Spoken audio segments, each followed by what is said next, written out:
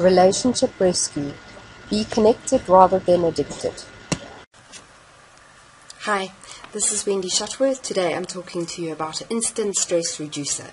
When people are under stress, they tend to breathe in short, shallow breaths, like a dog huffing and puffing.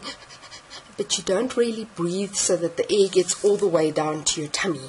And that causes you more stress and more fretting, and your energy gets, and it doesn't help. So what I'd like you to try and do as an instant stress relief is when you feel yourself getting,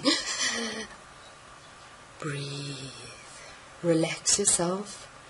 Breathe slowly. Muscles start to release and relax. Breathe in and out from your tummy. So you might visualize a balloon in your tummy. Breathe in from your tummy. Out from your tummy. It releases the stale air, fills your brain with oxygen, helps circulate the blood, and suddenly life's okay again. Thank you very much. Also,